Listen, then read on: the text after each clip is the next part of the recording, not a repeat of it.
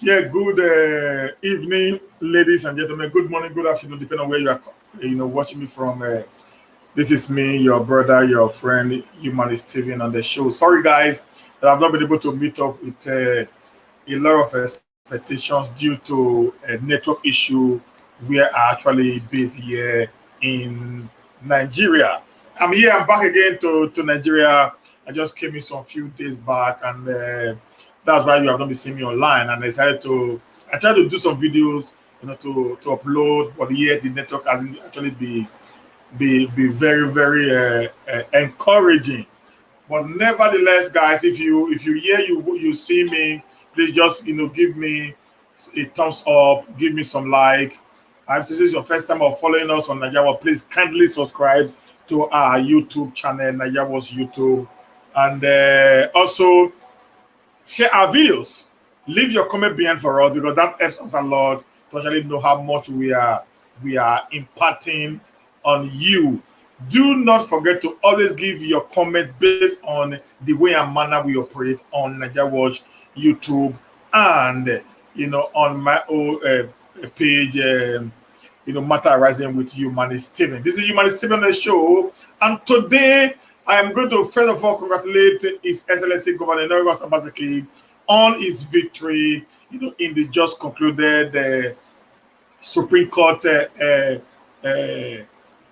tribunal, a verdict which actually gave him, the final conclusion on everything that been happening around. I would say a big congratulations to His Excellency Governor Obaseki and the Right Honorable, Philip Shaibu for their victory in the electoral, tribunal that just ended at the Supreme Court. And also, I want to say a very big thank you to every Edulite who actually stood by the governor throughout the trying period and believing that now the entire issue has ended. We are now hoping and believing there's going to be a drastic change in the way governances are being done in Edo State. Okay, many of us believed that wherever the Obaseki government was going through was as a result of the what's they call the court cases that was on him. I understand every human being, no matter how I'm going to say, no matter how uh, uh, confident you are, in what you are doing. But when you have some little stress here, based on the Nigerian factor, we know our judiciary the way they are. We know how much of influence the federal government actually had on the every arms of government, whether the legislature, the judiciary, based on the lack of autonomy or independency of these two arms of government from the executive. So I believe some of the things that were happening in Edo State was as a result of the issues, that was bordering on him not being able to concentrate, having, line up cases that was actually making him not to actually function the way it ought to be. But now that it is not over, I want to plead with you, Your Excellency, sir, to, as a matter of fact, to increase your speed of making things workable in our state. You're doing wonderfully well, like I said in some of my videos, but I believe we will need more speed to be able to actualize that which we intended doing in the next 4 years of your administration. We are just going right now. In a few months, now going to be 1 year since you were sworn in for the second time, and we want to see, drastic and rapid, development in Edo State. I want to say again a very big thank you on the security matters in Edo. The security matter is actually improving by the day. It's improving by the day. But the thing I want to say, Your Excellency, sir, maybe people would have not told you this. The vigilante today are becoming some set of nuisance. Not all of them. Many of them are doing a very nice job. Some of them are becoming nuisance. They are now involving themselves in debt collection. Today I was driving through Airport Road in Benin. There is airport as airport what's it called? Upper Airport Road, after the Oba Bridge down. Now, I saw some of these vigilante boys arresting a guy who all they were doing there was money issue. This is not their job. I want to call on Aruna, who is their coordinator, to begin to check the activities of some of these vigilantes. Many of them are doing a very fantastic job. Some of them are becoming nuisance in the society. Number two, many of these vigilantes have now turned to, undertakers. I think it was last week Friday, I was also coming from that exit around that Ogumoyi Airport Road area there, and I saw, a corpse that was being, carried to his residence. And I saw 3 of these guys' vehicles, those small buses that they bought for them, escorting the corpse, shooting guns to the air. This is not the reason, this is actually the reason why these guys were employed. The reason why the government actually gave them such an opportunity is for them to secure lives, not to secure a dead body. Number 3, I also went to a burial ceremony that I met a lot of them in the burial. Right now, this is not their job. Their job description should be explained in details to them, so that they understand every inch of why they were first of all inaugurated by the government of Obaseki. Number 5 is this. If you go to Ring Road area, if you go to the Benin Metropole, you have tens of thousands of these young guys. Guys, I want to say you do a very nice job. You've actually reduced the level of crime in the Benin Metropole. But right now, your job is more effective if the coordinator of the Edo security network can actually call these guys and redeploy them to every borders linking Edo to other states. Right now, I was told last Sunday, few days ago, there was an attack on some of our people at Iwu, a oasis right there, between Ekpoma and Eho. They were attacked. It was God that actually saved them from them being kidnapped. Okay? So what we expect you guys to be doing is the government or the coordinator to take 60% of these guys to our borders, with the police being at their back as the final issue. Because right now, why I said they should be at our border, they know the corners, every hidden places within Benin or Edo State, so that with that they can be able to help the police when there is an emergency that is required of them. They embarrass people on the streets. They shoot, randomly. Many of them have killed a lot of people, calling it accidental discharge.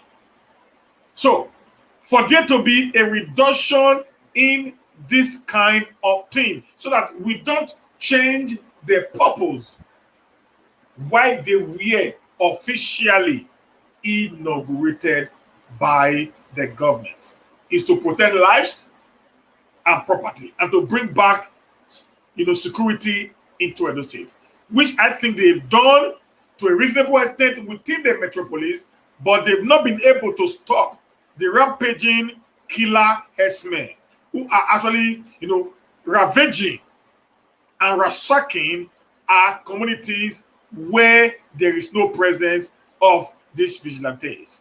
So my clear advice to the governor and the man who is the coordinator of the Edo Security Network to actually, as a matter of fact, send these guys to our borders and protect, the entry point of Edo State. With this, I can promise you guys, we're going to reduce drastically the rate of inflow of Edas in the state. Before I go further to talk about, the congratulatory message of Oshomole and Pastor Zeyamu, let me quickly also say this.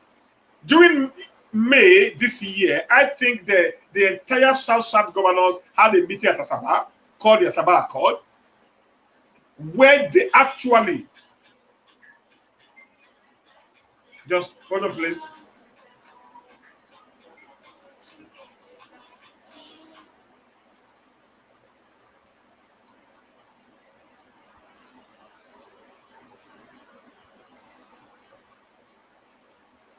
Sorry, guys. Why they actually made some declarations called the Asaba Accord, and in that declaration they made a very valid point about the bounding of open grazing. And I have expected the government of Edo State, led by His Excellency Governor Obaseki, to actually discuss with the executives to, as a matter of fact, prepare a bill that will be sent to the Edo State House of Assembly, which they have to speedily, pass into law, banning the grazing of cattle along the route of Edo State. I'm going to tell you the reason why I'm using this very important information right now. If you remember some years back, I think about 6 years back, if I'm not mistaken, Comrade Adams Ali Oshomole actually bound Okada, motorbike, probably not Okada, for piloting some sections of the metropolis. A few days ago, they won the case against the state government. And the reason why the judge gave them the case was because the government did not actually promulgated a law that bans open grazing.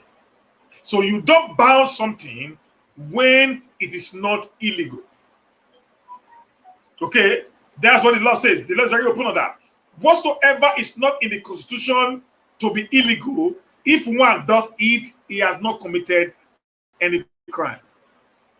So, having said that open grazing is prohibited in the South, and Edo State, who's also part of the South, and there is no law that be enacted by the executive arm of government in order to prohibit the further grazing of cattle on our streets and roads, we cannot actually stop there. But the moment the law is made, just like it happened in Benue under Governor Samuel Ortom, then we have a very valid reason of arresting anyone that violates the law. Okay, because the way the federal government, led by Shehu Gaba, like I know right now, the president of Nigeria is Shehu Gaba. Understand that? Led by Shehu Gaba, I've already said with the Minister of Justice, Abubakar Malami, that you guys have actually done what they call illegality. And from the point of view of these people, because what you said, it is null and void. It is of no valid consequence because it hasn't been enacted into law. Now, so any action being taken today by the government of Edo State or its subsidiary will be termed illegal. But the moment laws are being enacted in all the southern states of Nigeria that open grazing have been prohibited, and a law is not being enacted and being passed into law by the different acts of assembly in the South, automatically every action being taken then will be backed up by law. That is the only way we can reduce this very particular insecurity in our state. I remember I drove through, Benin Lagos Road to Benin. I was scared. Even despite we had thousands of policemen. I think I saw 62 checkpoints from Lagos to Benin. Both the custom officers, the police, the army, and whatever, they were 62 in number counted. But yet, I was not seen safe on the road. The reason why I would want the government to actually enact that law, so that immediately that is enacted, every man who is actually rearing cattle in the state today will be asked to exit the state or go into ranching. I want to replace, I think it was on Monday, in some part of outskirts of the city, and I saw a very young, dynamic Edo man who is actually into cattle business. This young guy has over 5 acres of land that he uses for ranching.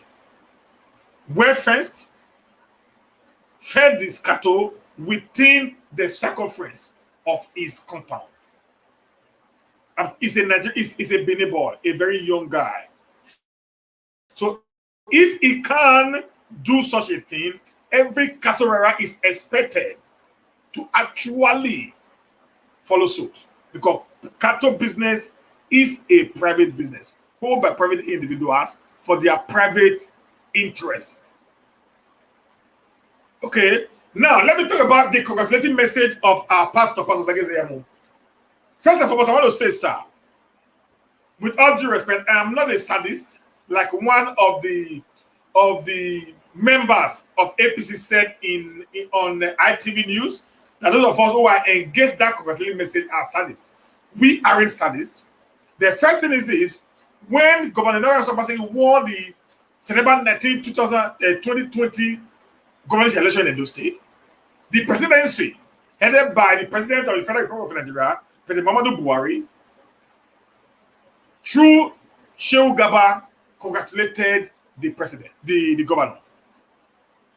Then the technical committee, headed by one of these state governors in the north, I don't know, actually congratulated the governor. All other APC, governors in Nigeria actually congratulated the governor. But Pastor Sagezeyamo refused congratulating the governor based not because the governor did not win the election. He says he can't congratulate him because he was not qualified. Now, since the Supreme Court has put to rest his qualification issues, then I will say your congratulations actually came a little bit late, sir. Apart from that, I want to say, well done, bravo for congratulating him. But in your congratulating message, all I saw was a command. All I saw in your congratulating message was a command. Rather than congratulating him, you were giving him orders on what he should do. That I felt not too very okay with the situation of things on ground. Let me see if I can get that very letter that was sent, that is sent to Obaseki. Let me see if I can get it. If I can't get it, I'm going to just continue with it like that. This guy will give me 1 minute, guys.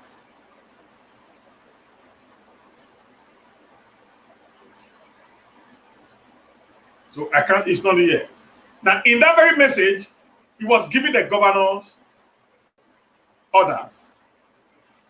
Now, in the first place, there are 14 lawmakers who left. And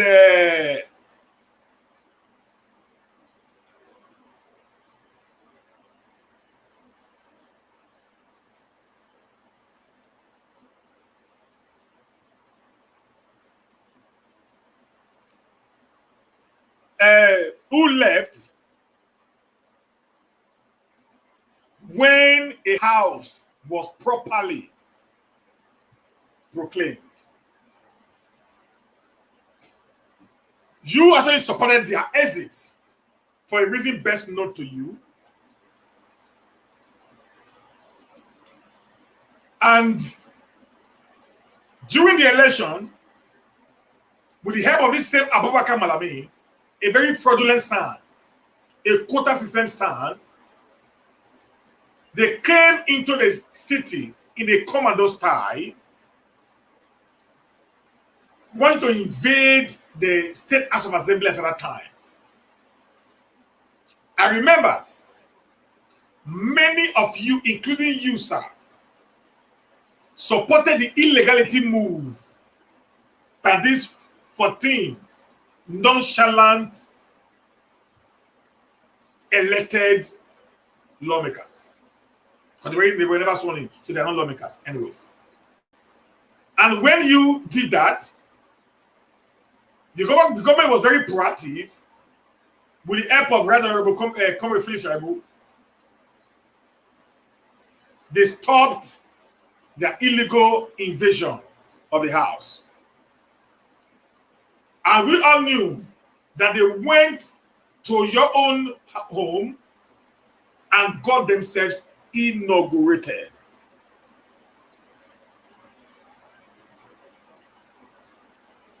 But because the Edopo wasn't actually ready for the misbehaving, they allowed it to remain there.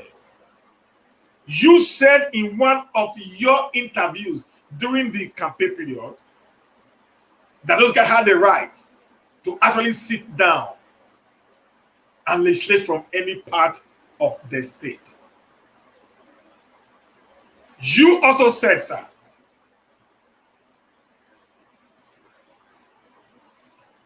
that Obaseki doesn't have the right to either refuse them entry into the house. They were holding meetings in your own house, and they put a vote of no confidence on the then speaker, Okiye, and other principal officers of the house. And two of the guys who was already inaugurated left the house and went to them. All this was done under your watch in your own compound. The idea was actually to create a tumor, a political tumor in Edo State. Thank God for the brevity and the readiness of the Edo people to take their destiny into their hands. Their plus failed. And the election was held. And a victory emerged. When the victory emerged, you actually refused giving a congratulatory message to the governor. Sir, you went from the election tribunal to the Supreme Court. You exhausted all your legal angles to get justice. I want to say, why are you not telling the governor to discuss or settle the issue out of court? Because we actually came out on the social media, we spoke to you and we said, sir, election is over. The Edo people have made their decisions. We want you to actually go and congratulate your brother, which you're both of your cousins anyway, and join us together with your brother and move the state forward. You refuse accepting our decisions based on what best known to you, sir. And we left you to follow through from the tribunal to the Supreme Court. Even you also came with other people like the ADP and others to actually go with you in using all the technicalities you needed to do to knock out the governor from the seat. If you actually, exhausted all your legal openings, why are you not telling the government to settle out of court? You also talk about the legislature, I mean, the local government chairman, vice chairman, and some councillors that were actually suspended. Sir, let me also use this to remind you that first and foremost, their tenure as local government chairmen and councillors have expired since March or thereabouts, or since January, I don't know when, but they have already expired. And due to the expiration, it becomes illegal for the government of Obaseki to decide to call them back, except the court does otherwise. And if the court decided to return them back to their seats, they will be paid for the period in which they were suspended. But also remember, these guys actually played the spoiler during the election. I'm not a sadist. I'm not even a PDP member. I'm not an APC member. But I'm a concerned Edo man who wants the best for my state. So if there is any way they can return back to get all the benefits, according to you, that they have actually lost, the court had to do that also. The reason is this: you took your shot from the tribunal to the Supreme Court. You took your shot. You refused to accept the verdict of the Edo people. You refused to accept what we think was best for us. You decided to make a decision for us, even when the decision wasn't working for us. So, in a time like this now, we are not saying we will not return back to Egypt. This was the embodiment, the total summary of your congratulatory message to His Excellency. You also said something, before I forgot that. You said on your letter that you refused to challenge the election at the tribunal because you knew, not that you don't know, there were some lapses that you would have used. So you had all your chances. So please, Pastor Sageze Musa, allow the law to actually take its full course on these 14 law breakers who has come from their duty post, went into self-exile, and went into their own political assassination.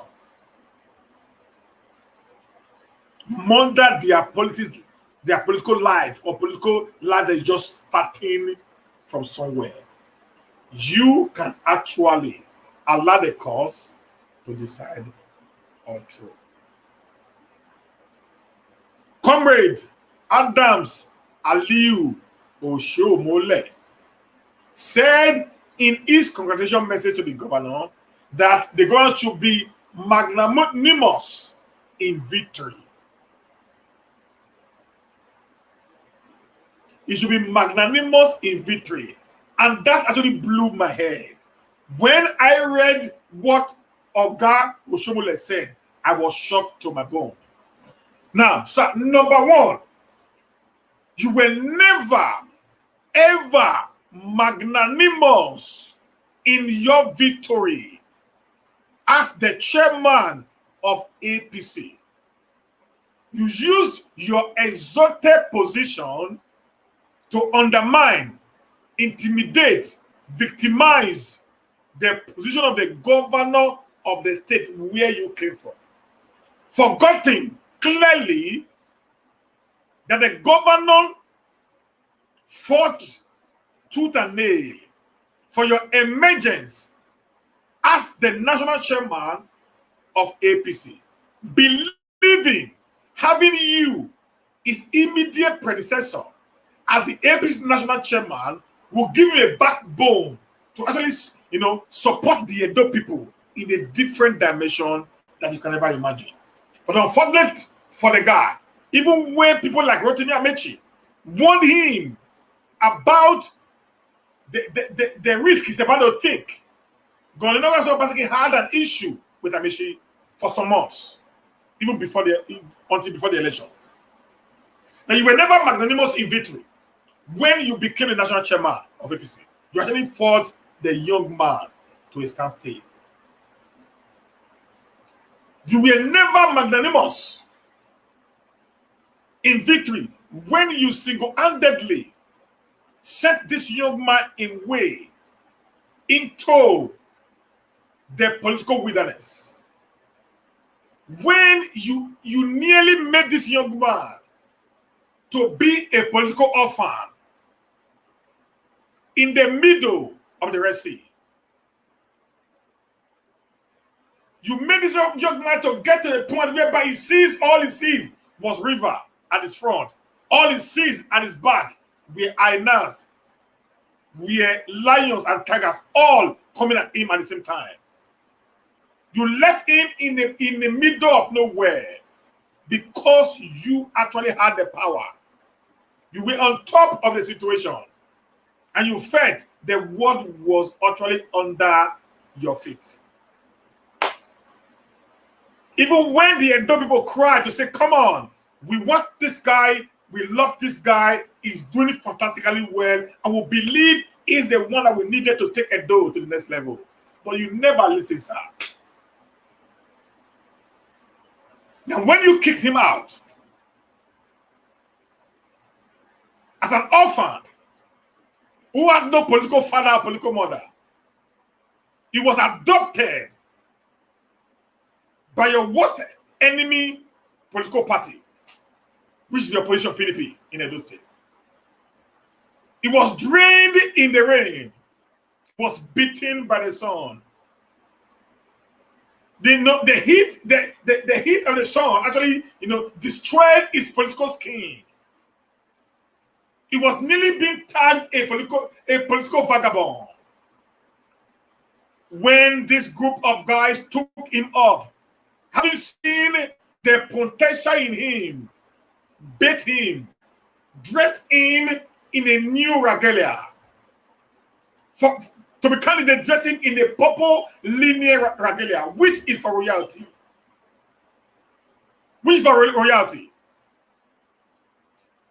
And as at that point in time, guy,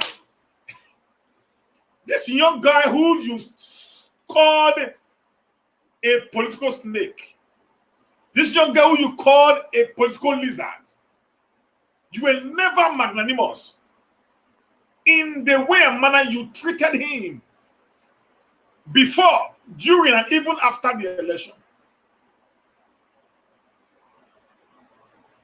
Today, you want him to be magnanimous because the Supreme Court had given him a final verdict, being the elected governor of the state. You also said in your congratulatory message to him that the differences, the problem you had with him, it was even uncalled for. Yeah, you say it was unfortunate. That was the exact word. It was quite really unfortunate, comrades, because we, the Edos, never believed that comrade, who was one time the voice of the voiceless, who was one time the championer of the Talakawas and the Latronis in the society, and automatically overnight became an emperor, became a feudal lord who actually terrorizes his people and pick his own people to become captives in their own lands. You wanted to be magnanimous in victory. During the time you had the knife and the yam, you refused to give a slice to those that actually needed the yam. You thought the world was under your feet. So, Governor Sir, let me come to Governor Obaseki. I'm going to say, with every sense of humanity in me, The past is past. But the present will define the future. The present also will make a reference to the past. In your victory, there is no winner. The winning people are the Edo people. The only thing we need from you is to develop Edo. That's the only way you can be magnanimous in victory. The only thing the Edo people needs from you is to turn this city to become a mini Dubai, a mini London, a mini Paris, or a mini New York. That is the only way you can be magnanimous in victory. The era of few people taking the lion's share and the rest having nothing, crumbs to work on, is over. The era whereby some individuals are becoming richer at the expense of the general people is over. We, the Edola, are becoming more and more enlightened, exposed when it comes to issues of politics. Like as you can see, you are now having many of the Edos on the social media space explaining, digesting, dissecting, analyzing every political situations in the state and in the federation. So therefore, I will encourage you, sir, to actually do your best. Do your best. Make Edo proud so that your name will be written in gold as the first governor in the Fourth Republic being elected by the people. On the line, being elected by the people. You are the first governor that never paid at the polling centers to get vote from the people. Rather, the people paid to vote for you. You are the first governor in the history of Edo State in the last 30 years that people donated their money for without you asking them to do so. You are the first governor in the history of Edo State in this present dispensation that the diaspora actually stood behind 100%. So everything we've given to you is for you to make us proud. And we believe strongly that you will make us proud. I do not believe in vendetta politics. I do not believe in paying teeth for tat politics. When election is over, we mesh the fence. Making the fence doesn't mean, sir, you must bring in the yam eaters. Making the fence doesn't mean you must bring in the criminals into government.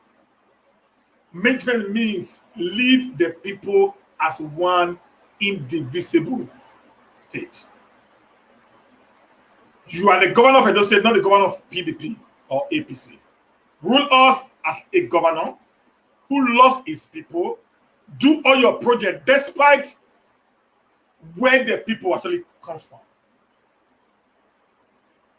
Just when you did during the election, when you tied Sagese Yamo's road, fantastic. You also tied his farm road at Tamamba, fantastic. That is what we expect of a leading governor. And sir, I'm still open and expecting the 70-kilometer street lights you promised us during our last Zoom meeting. I'm still expecting. I've already seen, the Kewan road, being laid now with artifacts. I'm already seeing that. I mean, with asphalt. I'm already seeing that, and I believe sooner or later you get to other part of the Kewan road and make the road more motorable. And we are also expecting to see Oshomole Power Plant and the new law that is about to be enacted to have a private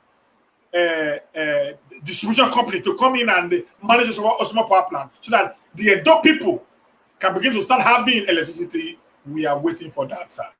We're also waiting creating an enabling environment for more of the Edolite in diaspora to come into the state and actually support, the state in the area of increasing the revenue drive of the state with their, small scale businesses that are going to bring into Edo State. Lastly, sir, have you seen that there is no end to all the court cases that actually been affecting your government? One also appeal to you to, as a matter of fact, constitute, a legal,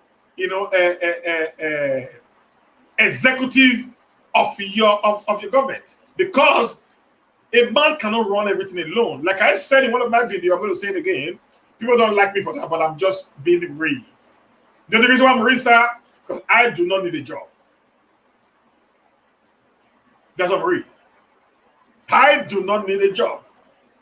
I do not need money from you. That's why I'm very real. I'm one of the guys who actually love you, who fought for you. I don't need a job. I don't need your money. That's why I'm very real. You can't run all alone. Reason is this. I'm going to say, somebody told me a few days ago, he said, do you know that Obaseki actually has permanent secretaries? The permanent secretaries are not politicians.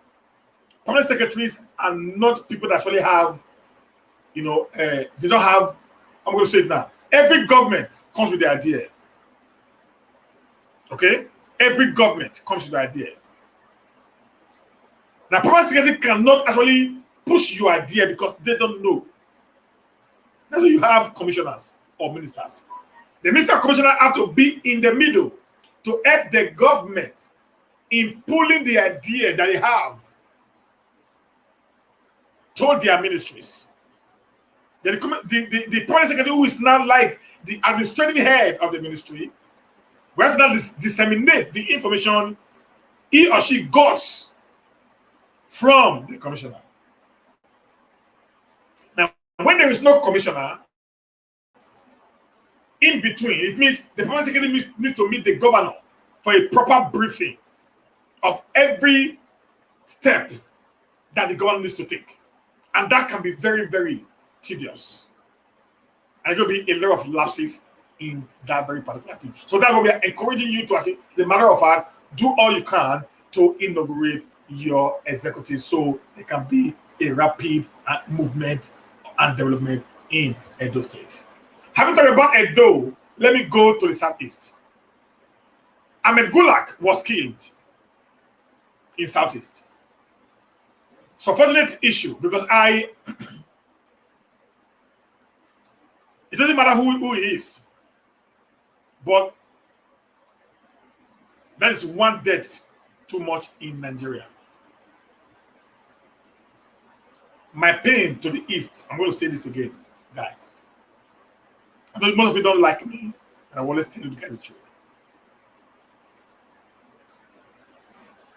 The kind of comments I get on the social media, laying claims to what you are not actually involved in, is risky. You know what your president said a few days ago? He has already threatened you guys with genocide.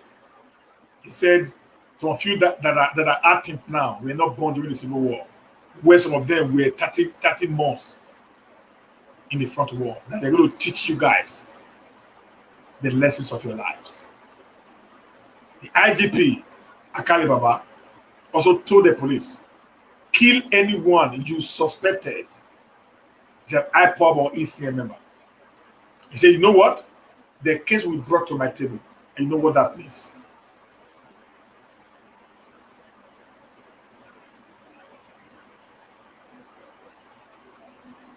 I said this before. Every actions being taken by the unknown gunmen, whether they are from the Igbo extraction or they are foreigners,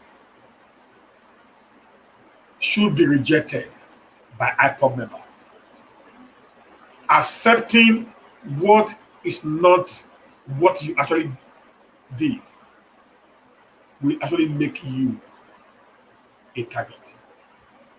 You've always said in most of your broadcasts that you are not a terrorist group. You're not taking arms against the government. You are only fighting for succession. And we want you to, as a matter of fact, continue the line of fighting for secession, peaceful secession, just like what the Yorubas are doing today. Even when they want to provoke you, do everything you can within your reach to make sure that you do not succumb to their plan of exterminating you guys. I know they're not going to win the war, okay?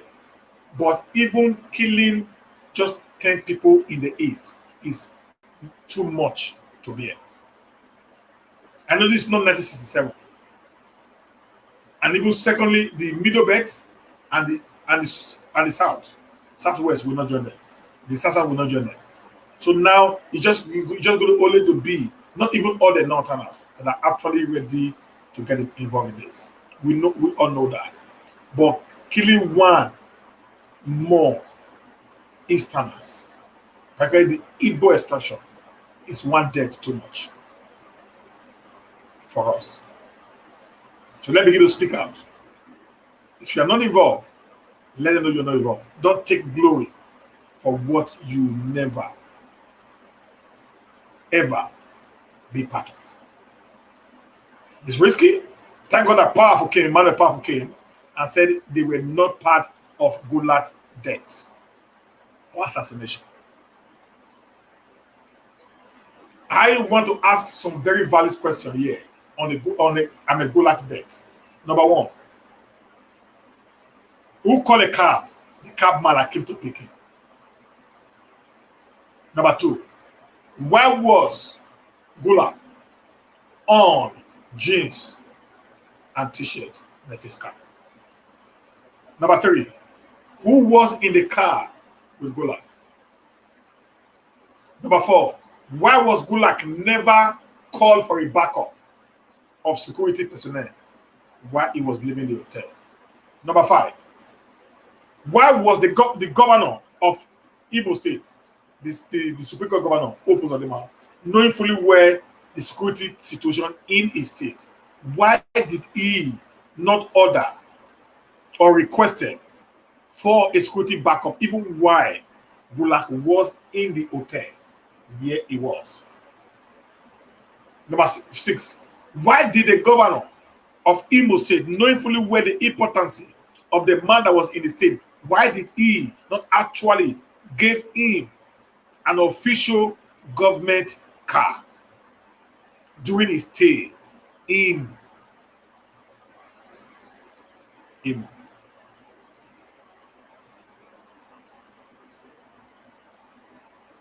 If you can answer this. And number seven, why was it that it was only Gulag that was killed, not the guy with him, neither the driver?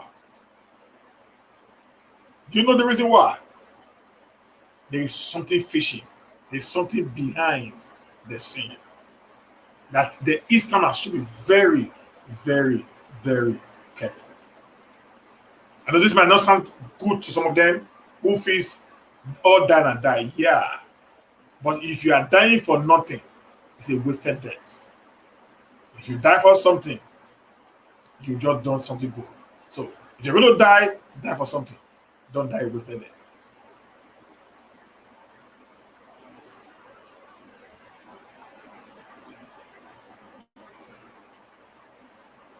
Okay? Okay, guys? So, if you watch the Yoruba agitation, they are always very careful with their tactics and analysis, knowing fully well the kind of government that we have in Nigeria. You can play the same game and you win. And for President Muhammadu Buhari, you have never for once spoken like a father. You hate the Igbos with passion. And I don't blame you or the Northerners. I blame the Igbo brothers.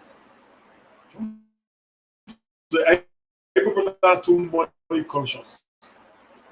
They are ready to sell even their mother just to make money. They try to penetrate the South. If you watch in the South, most of the elites in the South, people like Fani Kayode, people like Fayoshe, people like Baba Ayo, and many other prominent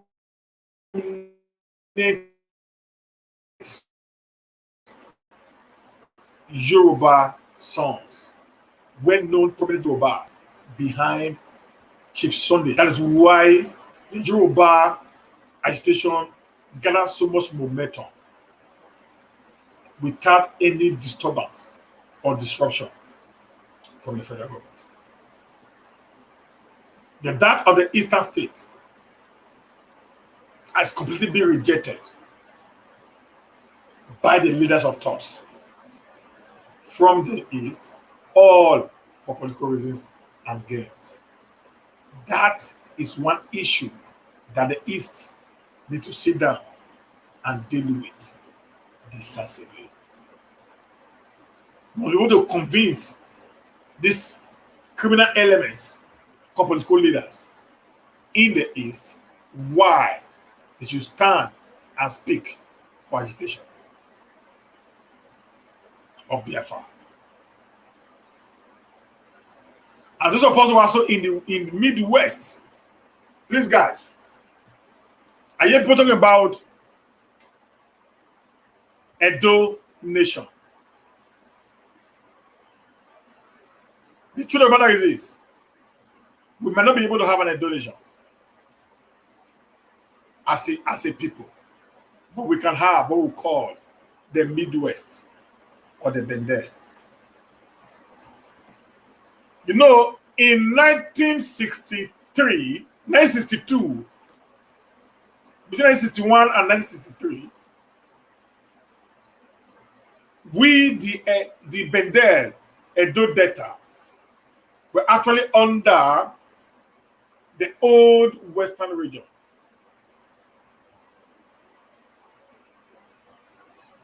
And there was some kind of oppression from the Westerners. The likes of Obasanjo II, the likes of Osadebe,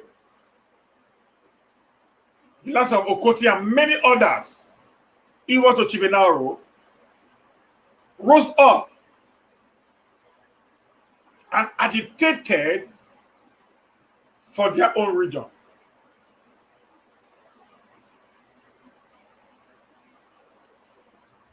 And when they did that, they came what we call the Midwest region, which later became Bende State, Benin, and Delta. This group of people, the Jos, the Shekiris, the Robos, the Isokos, the Benins, the Ishans, and some part of the Afemas, have something very relative in culture, language, and tradition. We might speak different dialects, but we are one people under one parental upbringing. So they were able to actually work their way into having their own region in 1963. So if Paraventure want to talk about anything about what we call a new Nigeria or a break of the Nigerian state, what we'll have is the Bende Nation or the Midwest Nation. That's why I tell many people, I said the Benins, the Asians, and some part of the Afemas are not actually part of the old Eastern state, neither are they part of the West. We got our independence as a region in 1963. Some of us don't even know that Edo Delta is bigger than the 5 states of the East. Go check by landmass. I'm not joking, I'm just being realistic. At the time when we have 4 regions, the northern region, the west, the east, and the Midwest. As of today, the Midwest region have 2 states, where others have been increased from 1 to 5. Instead of we, the Bendel, the Midwest region, fighting the Biafras because they want to encroach into our lands, we should actually be clamoring for a Bendel nation or the Midwest nation. And you see me here, I do not castigate anybody from the East or the West. I am one guy who believes that we on our own can start clamoring for our own identity with our brothers who we have the same ideology with from the beginning. Because it was the same ideology that we had that made Benin to be the headquarters of the then Midwest region. Whereby the place, the palace or the government house called Osadebe today is not a Benin man, it's an Urobo man. The house, Osadebe house. So I believe if we can be able to do all this, guys, we'll start having something very, very nice and beautiful. Let's stop fighting ourselves as Satanans. Let's unite together. We can make something out of this whole predicament that is happening today in our nation. Thank you, guys. I need to go right now. Thank God I have a very good network tonight. I don't know why, but I'm so pleased. I'm so happy that I am able to do 57 minutes without no interruption. That is wonderful, guys. Until we see tomorrow again, hopefully, if network permits, have a blessed day. Please share this video on your wall. Share it on your social media, on other social media platforms, Twitter, Instagram, Facebook, YouTube, and even on WhatsApp. So people can watch this and actually learn from all that we are saying today. No question today. I want to say a very big thank you to every one of us. Yes, somebody said, I will go say something here. Let me just check this. He said a peaceful protest led by Dr. Sage Obayuwana with human rights needs apology from Kolobaseki. Where was the peaceful protest? Where was the peaceful protest? Harry Gold. Where? And what happened that made the governor to stop them or attack them? Can you send me a clip, a video of what happened? Because I've not seen that for today. If you can send me that, I'm going to talk about it tomorrow. Thank you very much, guys. Have a blessed day. See you tomorrow, guys.